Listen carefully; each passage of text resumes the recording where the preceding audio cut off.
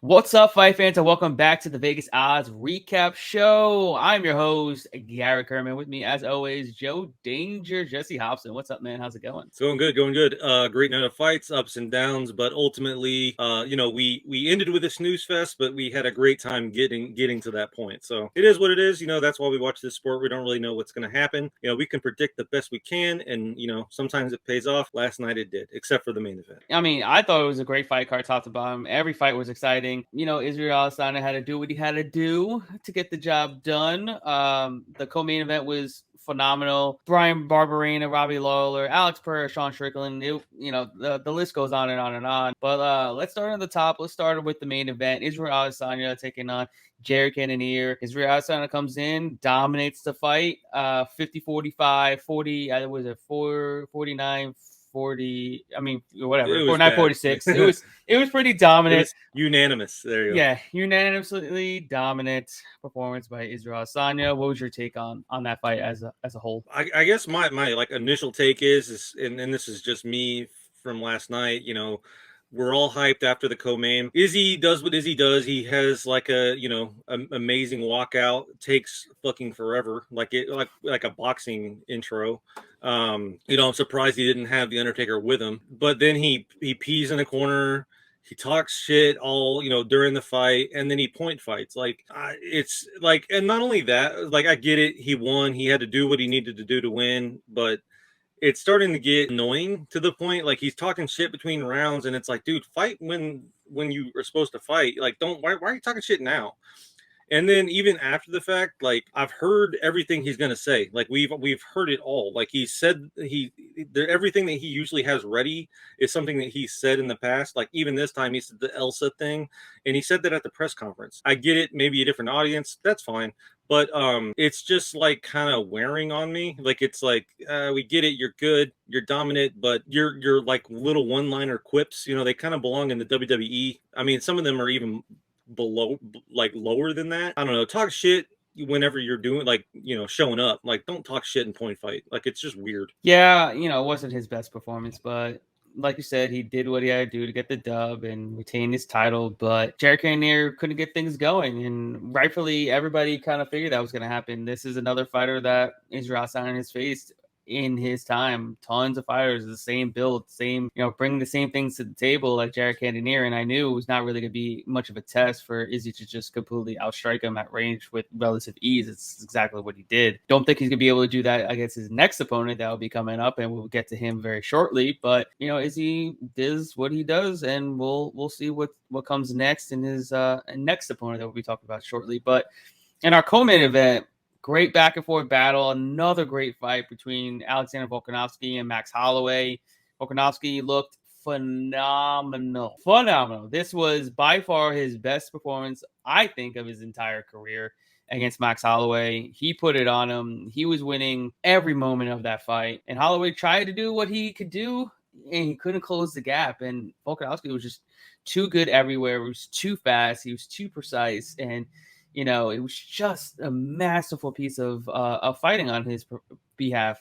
What do you think? What did you make of his performance? I wasn't really all that hyped for this fight just because we've seen it so many times. Also, I want to say Holloway coming out to Kate Bush, that was like peak MMA. Really cool. Pretty funny, but obviously he didn't really show up. Yeah, it was weird. Volkanovski looked incredible. Like it was like, this is one of those fights when you'd be like, try to get your friend in an MMA or, even fighting. And you're like, hey, I know you know who Max Holloway is, but this other guy, holy shit, he used to be a rugby player. He used to weigh like 260 pounds.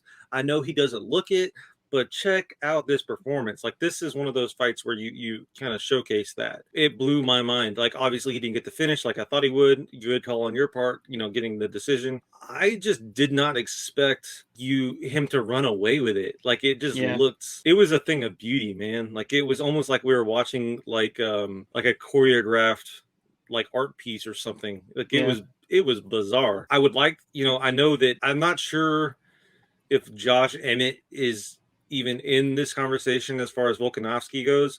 And I know Volkanovski wants to move, change weight, and, go for a double champ, which I think is very possible based on like how big he has been in the past. I think Emmett could give him some trouble just because of his body type, but at the same time, I don't think that he would win. It's still Volkanovski's world, and we're just living in it. Yeah, no one's touching Volkanovski at 145.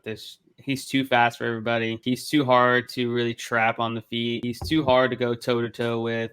He's got the wrestling in his back pocket that he hardly ever uses, but he can. I just think he's leaps above everybody at 145. The only one that was closest to him was Max Holloway. He's beaten him not once, not twice, but 3 times. There's really not much of a competition at 145. 155 will be fun, to see him go up, whether it's against Charles Oliveira or Islam Makhachev for that title. I don't expect him to win. I would expect him to beat Charles Oliveira. I think he would get absolutely mauled by Makhachev, though. Absolutely mauled. Because we're talking about Oliveira used to be 145. Granted, he's now filled in at 155, but he's not that much bigger in terms of body mass and that. Whereas Makhachev is a lot bigger than Volkanovski, and he's never faced a grappler that would be able to take him down and absolutely just maul him. So, but then again, I'm higher on Makhachev than probably anybody out there because I'm expecting him to run through Oliveira as well. So here we are, and I'm expecting that very soon. But anyways, moving on into our Coco main event between Alex Pereira and Sean Strickland. The people's main event. Seriously, this was a banger of 2.5 minutes. I was expecting a lot of this. I expected Sean Strickland to not fight smart because that's what he does. He doesn't fight smart.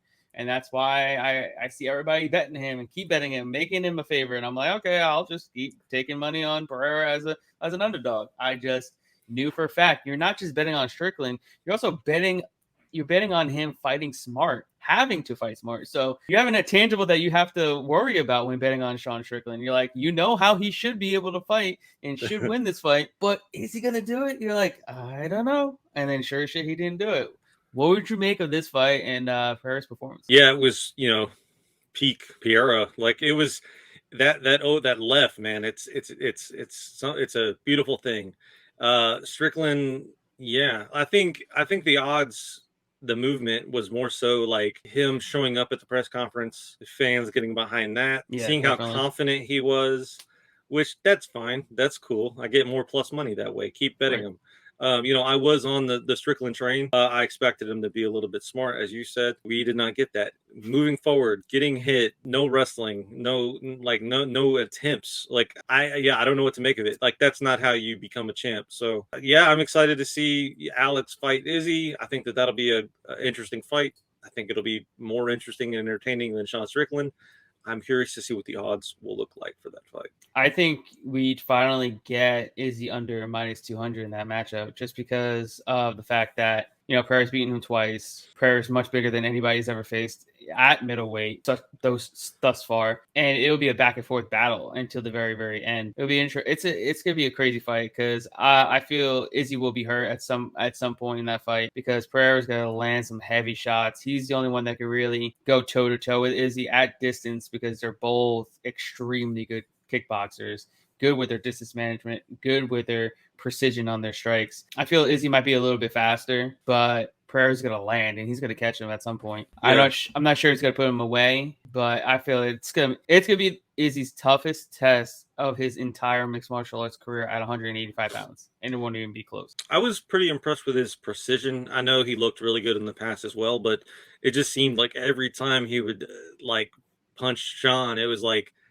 connection. I know, but connection. That's so easy because Sean doesn't move his head at all. I know, and he's moving forward. Right. He's just coming forward, eating shots, and that's going to happen. I mean, you're going to get knocked out by Pereira. That's a given. You can't just come forward and eat shots. And he just ate the check left hook, which is his, his power punch, his no one go-to punch. Yeah, it was beautiful. Yeah. And then next fight was a banger of a fight between Brian Barberena and Robbie Lawler. These guys do what they do. Come forward, throw heavy shots, and Barberena is the one that was able to withstand the power of Lawler, which I kind of expected because Barberena is a lot younger, even though he's got a lot of tread on him for somebody that's only 32 years old. The dude's extremely durable. You really can't knock him out. He's got a hard head. He's got a good chin.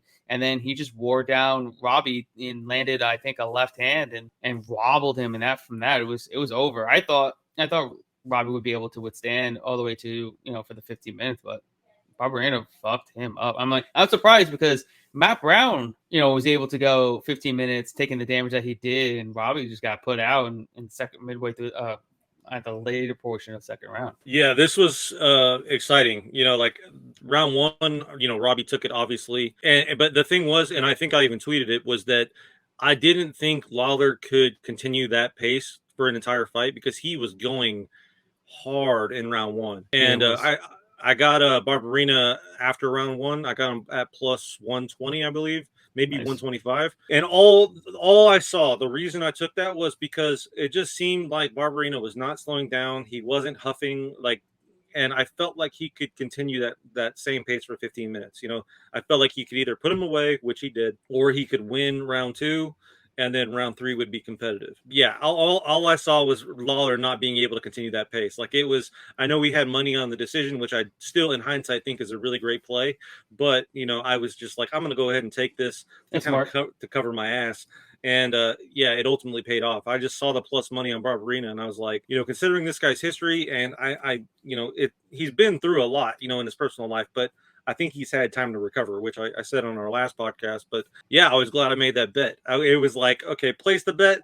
Okay, collect the money. It was literally that quick. And amazing fight, man. And I was surprised that Lawler didn't retire, but I was also happy that he didn't retire. I think that there's still a place for him on the roster. Considering there's two other retirements, I thought we were surely going to get number 3. That's kind of what I was thinking. And but I still do think that he could be some sort of a gatekeeper, maybe take on some of these younger guys that aren't as skilled, or maybe someone off Tuesday Night Contender Series that is decent, and then make that like a headliner.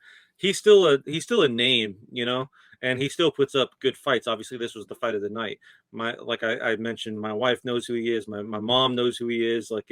He's still a fucking name, and he still can, put asses in the seats. So maybe a co-main on a random Saturday card. I mean, it's possible. It really is up to him, because the UFC is not going to let him go unless he says he's retiring, because like you said, everybody wants to see him fight. He puts on a great show. Why not keep him around? Yeah, we have a lot of anticlimactic when it comes to the next fight in 135 pounds between Pedro Munoz and Sean O'Malley, which resulted in a inadvertent eye poke, which ended the fight in round 2.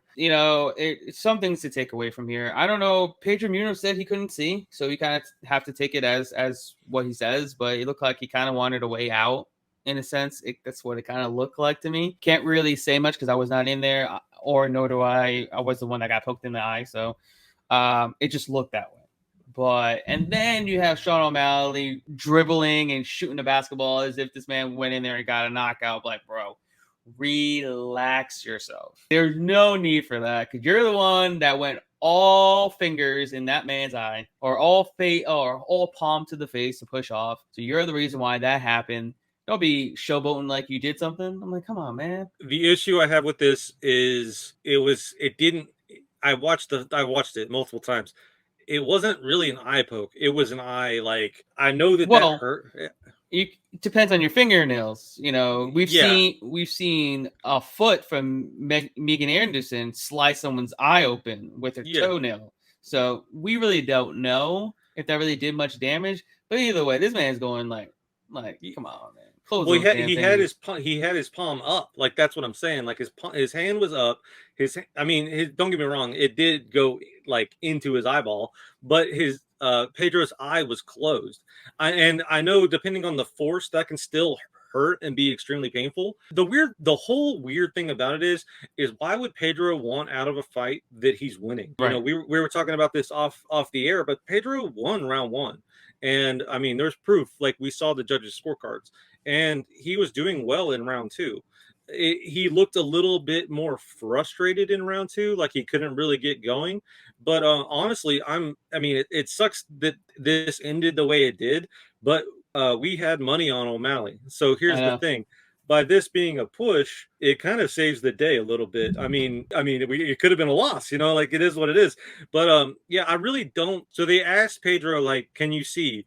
And he like sitting there with his eyes closed, and he's like, I can't see. And it's like, yeah, no shit, dude. Like, your eyes are closed. Like, how no one can see with their eyes closed unless you're like an X-Man or something, like Professor Xavier. But the whole thing was weird. Like, O'Malley, the dribbling thing, like, I get it. That's kind of weird. Like, what are you doing? But also, too, I don't know what I would do in that situation. I'm thinking, would I just like fuck around? Like, I'm like annoyed. Like, am I trying? He probably was just thinking off the cuff. Like, what the fuck do I do? Like, I just just stand there and not look like a complete jackass. But apparently, that's hard for him to do. That's his role. Like, yeah, I don't know what I would do either. Like, I would probably get bored and annoyed, and instead of lashing out at my opponent who's looking for somehow trying to get a DQ, like, I would probably dribble or rub my butt or something. Like, who knows? Like, you're just sitting in an octagon bored, like all eyes are on you. Like, I don't know. This whole fight was annoying. Like, it was Pedro, you're looking for a way out. O'Malley, get it together, whatever. It sucked that it started off the card that way because it kind of left a bad taste in my mouth, but luckily we had Robbie Lawler and Barberina up next. Yeah, I know. At least the next 3 fights kind of delivered as we knew they would. As far as the prelims go, let's look at some of the highlights. Jalen Turner, what a sensational way to get into the the top 15. Rock Brad Riddell, jumped on his neck, got the guillotine. That was super impressive. Another guillotine show, Jim Miller finishing Donald Cerrone in the second round, and then Cerrone retiring. That was surprising. I called it. That was surprising. I thought he'd give us at least 2 more so he can get those 50 wins. But I guess he just he had another kid he has another kid on the way, and he's got other things and other priorities, and he's a movie star now. That's it. I mean, but not really. He's just I think it's cool. Like, no, whatever, but do a couple more. You're a household name as far as like MMA, not really Westerns. I have friends that do Pan Am with him and like do all that stuff. And he's been saying for a while that he doesn't love fighting anymore. It's just kind of something he does on the side. All that other stuff that he does with the off-roading and the four-wheeling, he gets paid triple, quadruple. Like, he gets paid way more, less time, less hurt on his body. Dude's getting old.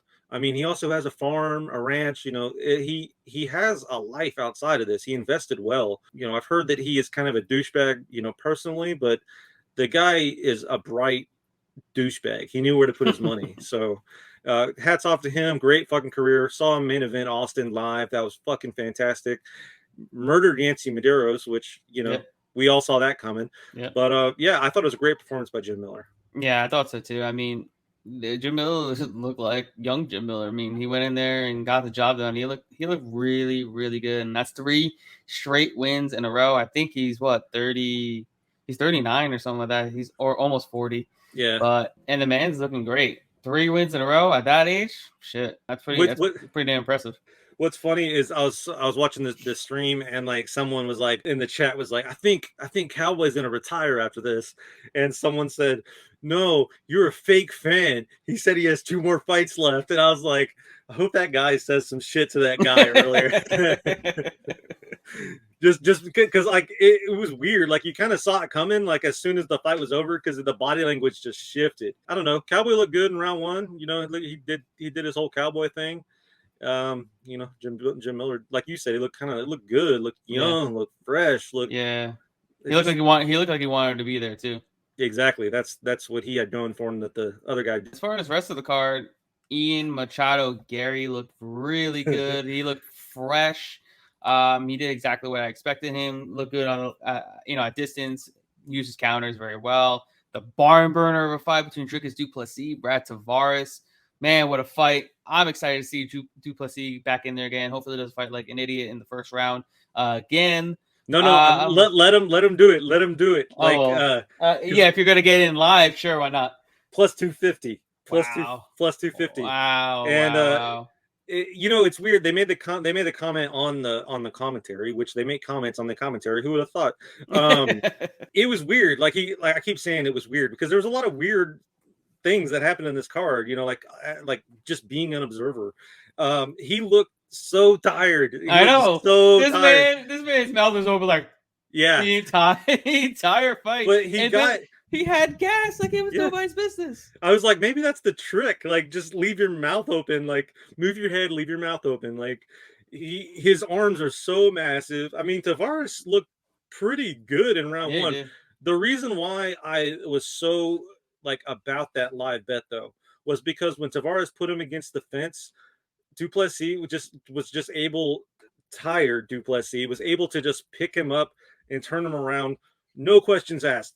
No, like there was no response from Tavares. He had no like answer for that. And I was like, okay, he's hitting him, but he's getting hit. He's just has more power. The judges, they're scoring, violence, and he's able to move him at will. Obviously he made a few mistakes, trying to like suplex him and shit.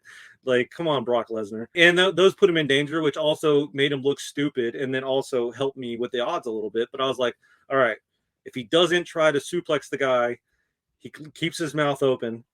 We're gonna cruise to a decision, man. This is gonna be like easy money. So yeah, that was a thing of beauty. He looked good. I'm glad we cashed on that and that one at least. The rest of the We got card, Ian Gary too. We got Ian Gary. I mean, yeah, he's a beta, but we got him. No big deal. yeah, no big deal. And NBD. Then we had Andre Muniz go in and dominate Uriah Hall. Didn't get to finish. Kind of a lackluster performance by Muniz. Macy Barber looked fantastic. Hall didn't look like he wanted to be there either. No, he definitely. I'm surprised he didn't retire. He definitely didn't look. He looked deflated after the first round. He's like, I'm losing. I don't know what happened. I really don't. I took a stab on him after round 2 because it was like plus like 1,500. I was just like, all right, we're gonna start round 3 on the feet. Maybe he'll get something random in there. I mean, it was the same song and dance from the beginning. I mean, he rained down those like bombs at the end of each round, but that was it. Like up until the last 10 seconds of every fight, he just didn't care. He was the only issue that I had on my DK lineups. Like I still profited. I still made money on DK with a loss, probably because of the O'Malley fight. With Hall, he was my only like blemish, and I still made money. So that was cool. That's the name of the game, right?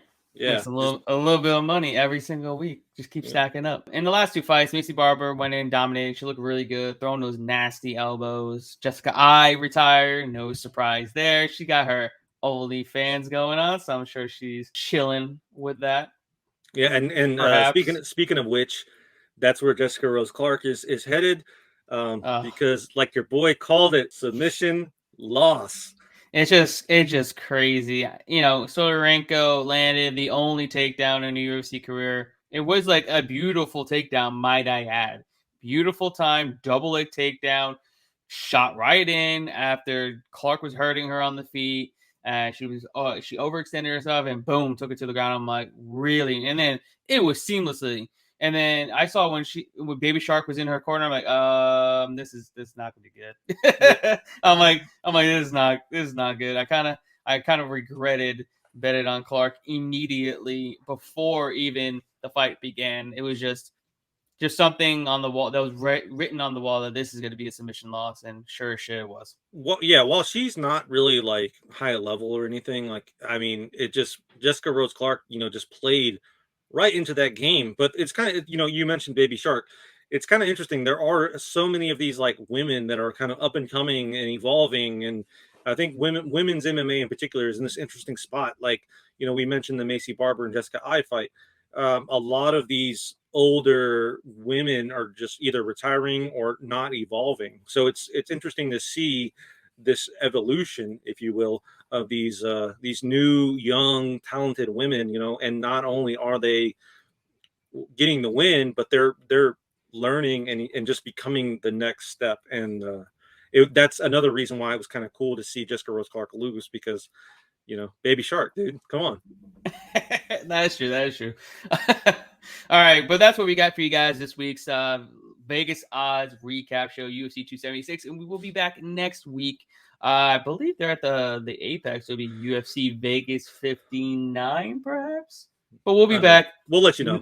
We'll let you know next week when we recap that for you guys. But until then, we need you to go like and subscribe to the Vegas Odds YouTube channel.